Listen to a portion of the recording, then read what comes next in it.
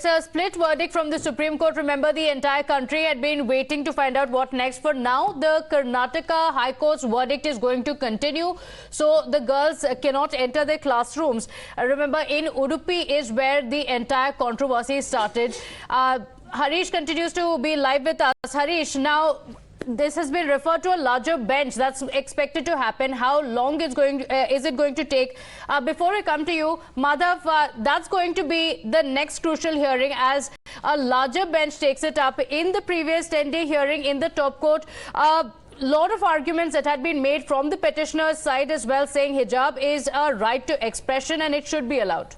Well, absolutely. In fact, we'll just fix that audio line there with Harish and take that question across to him because he has a lot of experience in covering such constitutional bench matters. And clearly, of course, what is going to be very important are, of course, not just when the bench is constituted, how many judges are there, but also, of course, the modality of the hearing, how quickly the judges want to hear this matter and dispose of this entire matter. Remember, there's already been a great deal of arguments that have been made in the court. Are we going to see that entire process repeated from scratch? Are we going to see quick submissions made by both sides?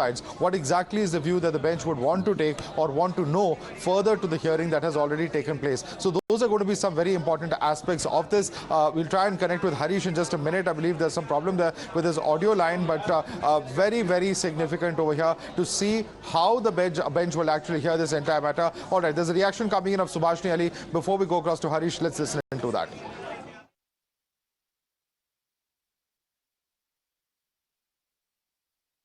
जिस bench के पास अब ये मामला जाएगा, बड़े विस्तारित bench के पास, वो भी इसको संविधान के आधार पे ही देखेंगे।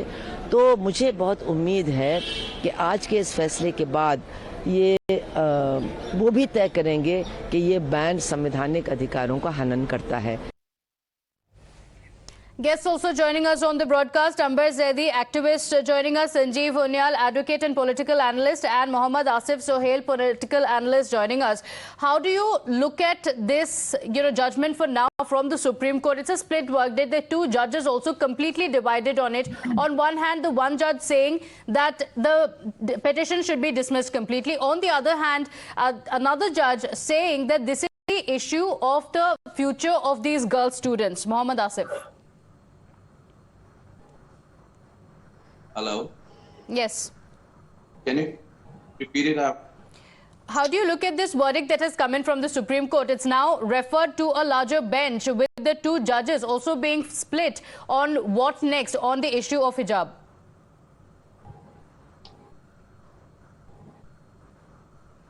Okay, Mr. Amber Zaidi, can I come to you on that? Yeah, please. Yeah.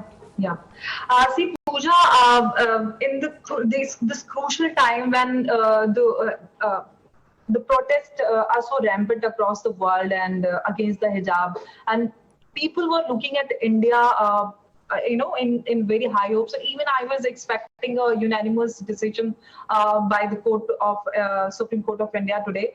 But two-judge bench delivered split verdict in hijab ban case today. Justice Hemant Gupta upholds ban and rules hijab is not an essential religious practice. Justice Sudhanshu Dhulia strikes down ban on hijab, says education of girl child is very important and most important, which means the bench failed to arrive at consensus on this matter. Now it is going to get looked at by the larger bench and the 11 questions also, which has been put across by the other side. Now, the important question is that that we all are, living in a country where, we all have equal rights and everything, and India is a secular nation. Everybody is, saying that. But the important thing is that we are not discussing that religious and regressive mindset. Just as how Justice Dhulia said, I have totally and fully regard for him, but how he said that it is a complete choice of girls. It is not a choice, it is a regressive practice which is being forced on women since ages. We have to look at that aspect also. I know, and I'm also very concerned about these girls' education. The 17,000 girls have stopped, they have dropped out of this study. All right, Mohammad Asif back online with us. Mr. Asif, the split verdict from the Supreme Court, with Justice Dhulia talking about the right of the girl students, for education. Ms. Tahira Hassan?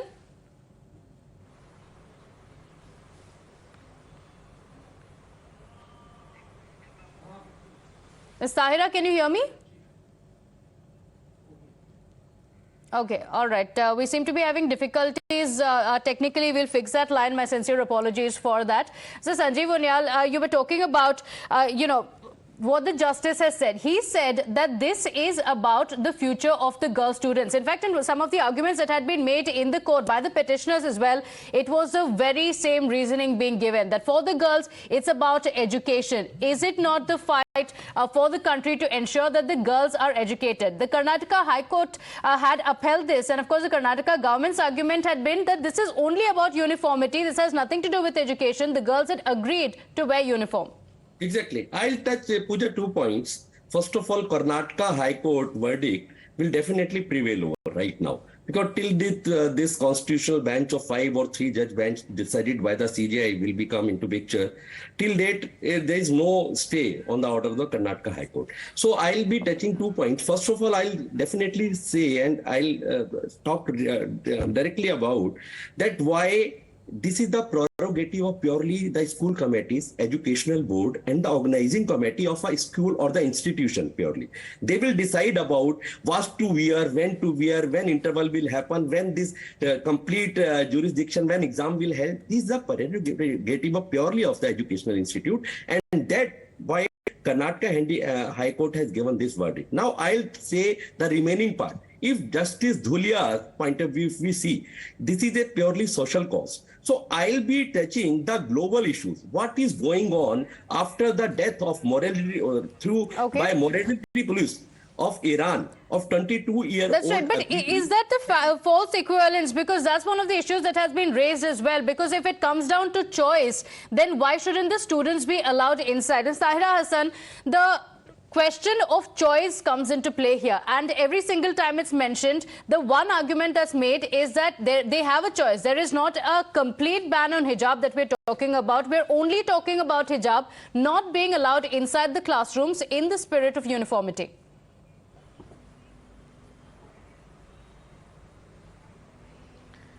You know that school they are entitled to form their laws. I agree with you. But that entitlement cannot override, I say again and again, right to education.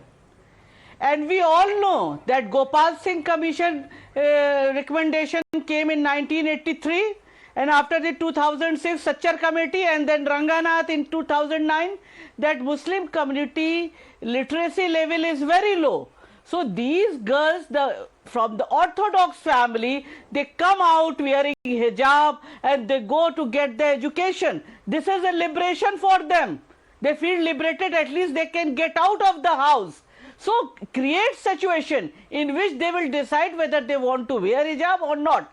Or we are not saying, let me complete, that they should wear head to toe hijab. I am saying whatever the prescribed uniform dupatta, let them put that piece of dupatta on their head and let them get the education, because their education should not be denied to these girls who are coming from the marginalized class to these government schools. Right to education cannot be denied. You know, slowly things will change. When the first law minister of independent India, Baba Sahib Bhimrao Ambedkar, wanted to bring Hindu Code Bill, that was rejected in Parliament. After that, it was passed in 3-4 steps. So you cannot impose, it should not be forced. And same way, one of the panelists talked about the Iran. We stand with the Amini, because in spite of this, there is this Sharia law is going on. Then too, no religion says drag women, beat women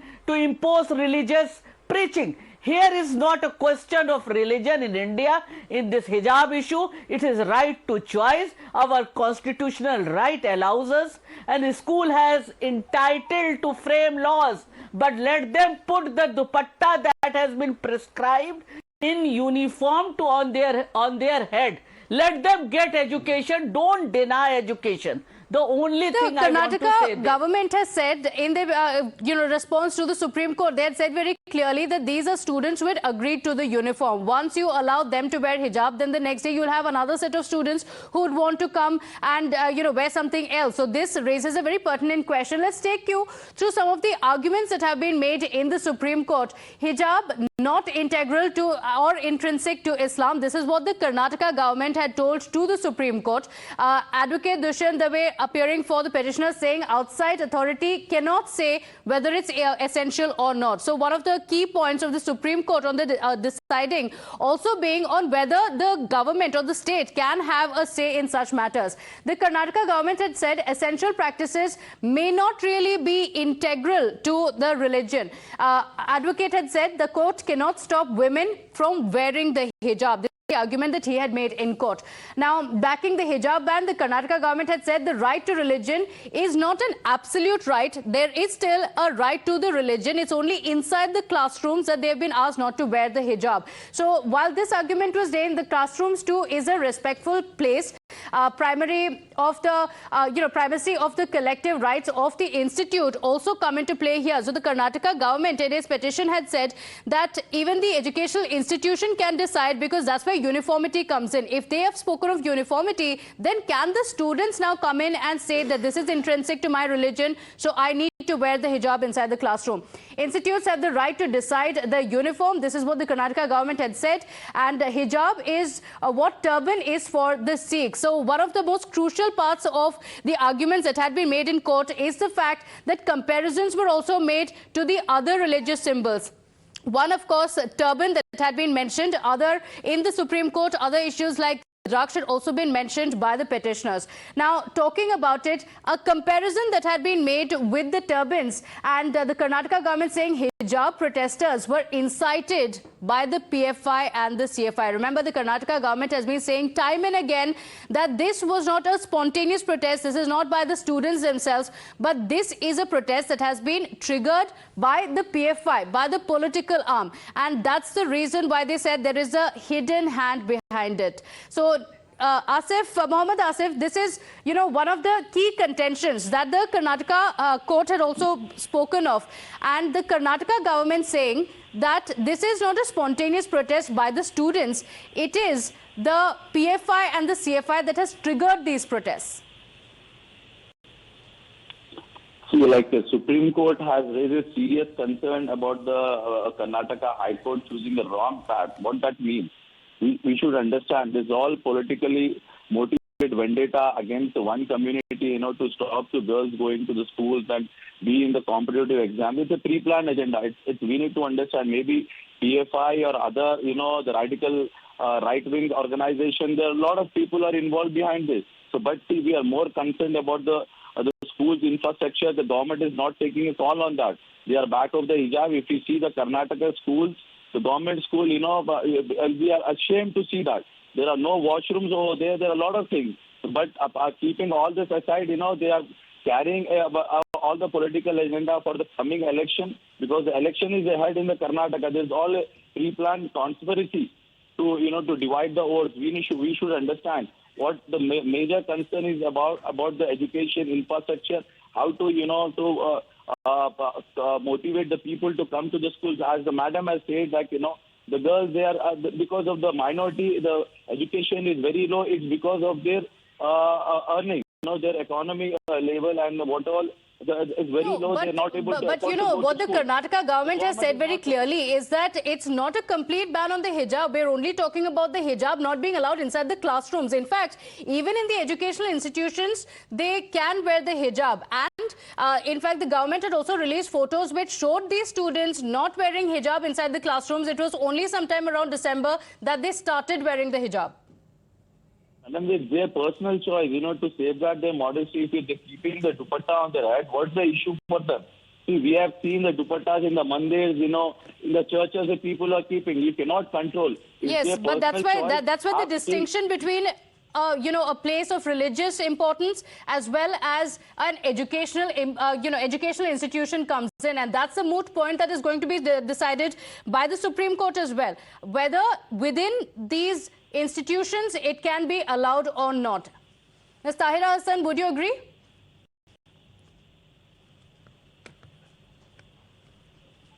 Yes, I'm not saying head to toe burqa they should wear and sit in the classroom. In my opening statement, I said, I am saying let them put at least dupatta on their head, or you just prescribe the color, uniform color, dupatta's color of a scarf. No, but the students had agreed to wear a complete uniform, and that's where the issue comes in. This is Sanjeev Unyal. Sanjeev Unyal, the students had initially agreed to the uniform. The government has released pictures where it shows the students not wearing the hijab inside the classrooms. They were only wearing it in the campus. So what changed after December? With the 2 points. First of all, it is the institute who can decide about rules, regulations, exam, text, uniform, and discipline and study is definitely complementary to each other. So you cannot intervene into the constitutional right of the state while interfering or saying, laying down a established principle that only state can govern, that is educational committees can only make rules and regulations for the education institute. Second point. The Justice Dhulia's version, if we'll put this particular issue in the open ground, openly, in the air, then what will happen? These morality police will come into the picture, which I am correlating right now with what's going on in the Iran. That the morality police will do whatsoever they want. And you see, first type of community which had amended so many laws, Hindu Succession Act, then the Parda Pratha, Sati Pratha had been abolished completely before 1947 by a school of thought, by a Hindu community. But you see what type of community you want, progressive community or conservative community. This is a big question. Otherwise, what is going on here with the morality police happened with the 22-year-old of Abini. That's right. Mohammad Asif, no, I want to take this across. When you say it's a choice, first of all, when it comes to the debate on hijab to be allowed inside the schools, it's very, very specifically only about what's happening inside the classrooms. So when you make it about choice, are the comparisons to Iran or, being called a regressive practice fair? Madam, we are least bothered about what is going in Iran, other countries. We are concerned about India. We are concerned about the Bharat. What the people are facing, the problem, that is important. It's about the education, employment, that is important. Rather, we are so is it fair to put forward conditions that we are going to take education only if certain things are allowed? And if this is a rule that has been put in place by the educational institution, can the students hold the institution to ransom and say, no, now I'm going to do this, otherwise I'm not going to come in for the education? The country runs on the constitution, and the constitution, Article 19 and Article 25, what it says. The constitution comes above everything. The constitution is about the law. We need to obey that, honor the constitution, not the political vendettas and some people who are running this campaign from the Nagpur, to make the girls, Muslim community girls, not to go to schools and not to be part of the want to become morality police? It's a pre-planned agenda. That's what I'm saying to you. We are more concerned about the girls' education in India rather than any caste, creed or any religion. I'm more concerned about it rather than making an issue over the hijab and the girls have lost their... So the argument that had been made is that if there is an issue on the clothing, then there are other educational institutions that they could have gone to. This is an institution where they agreed to wear the uniform. In fact, they had given an undertaking that they are agreeing to the uniforms, as is, the norm in every educational institution. And after they agreed to it, there was a sudden change. Yes. Madam, in many schools and colleges, we see the non-teaching staff and teaching staff, they put their dupatta on their head, and what about that? Why that's not been stopped then? Why only about the hijab or this thing? So if it's there, then it has to be uniformity then again. We need to understand, I'm telling you again and again, there is nothing, no controversy of hijab. It's a completely political vendetta and a conspiracy, just to get the vote on the coming election. Is the reason I'm telling you. Mr. Unyal wants to respond. Yes, Mr. Unyal. If you cannot convince, then confuse. One of my teachers used to say. Do you talk something about evidential part? I have touched that they want to become morality police. Pooja, in the coming days when this issue will be decided by the student himself, how a student can decide himself? All right, the debate continues. In fact, there are two sides of the argument, which, of course, which is why the Supreme Court was also divided on the issue. There are multiple voices that are coming in.